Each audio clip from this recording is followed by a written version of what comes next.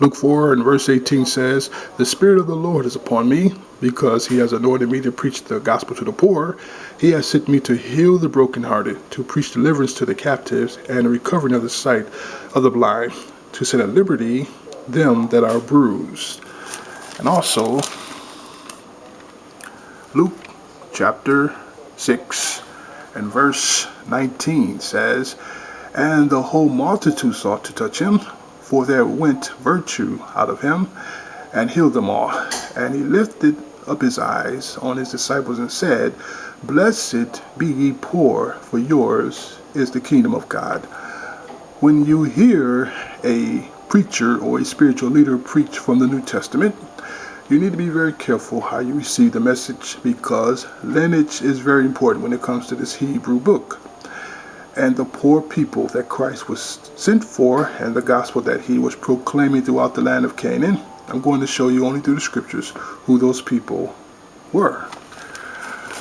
If you have a King James version of the Hebrew Bible, I want you to turn very quickly to 1 Kings 11 and verse 36.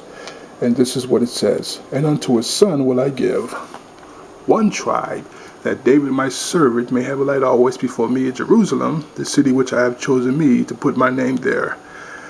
So, during the days of King Solomon, Israel was no longer a one nation. It became two nations. You had the nation of Israel, then you had the nation of Judah.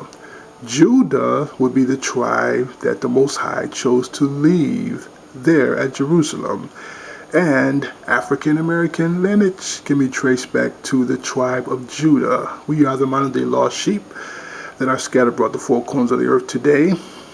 According to Deuteronomy 4 and verse 17, the Most High said that he would scatter us among the nations, and only a few of us will survive. We are fulfilling Bible prophecy today.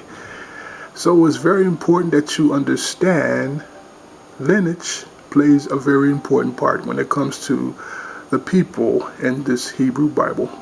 And know the truth and understand that if you want to get a biblical understanding of the people and where they can be traced back to, you need to start accepting the truth, because history has given the whole world nothing but lies. And you know, if you know anything about this Bible, the Hebrew Bible, there's a lot of translations today, and that's very misleading. And the book is now being used to reflect culture, and it's not black culture, by the way. It's Caucasian culture, from the images of Caesar Borgia, of the blue-eyed Jesus, and all the biblical characters are being portrayed to be white.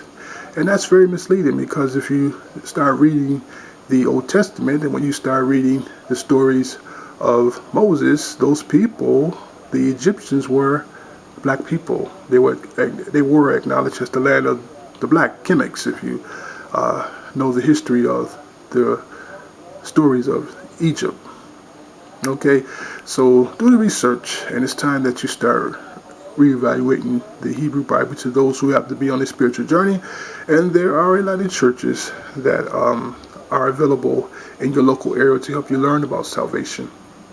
But be wise in choosing a spiritual leader to sit up under, because there's a lot of false manipulation coming out of this religious system. And if you want to get an accurate and biblical understanding of the Bible, you must ask questions. You must reevaluate the scriptures, and you must write the chapter and the verse down and compare notes. Don't be afraid to ask your pastor, are the biblical characters black? You don't have to be afraid. Take a chance and ask and see what kind of answer you get. And if you don't feel comfortable with the studies that you receive from your local church, there's a lot of information on the internet, but you have to still be wise in choosing the information that you receive, because there's a lot of inaccurate information online as well. So do the research. It's very easy to understand the Bible. It only talks to one nation of people from beginning all the way to end, and that would be the children of Israel. Shalom, and have a great day.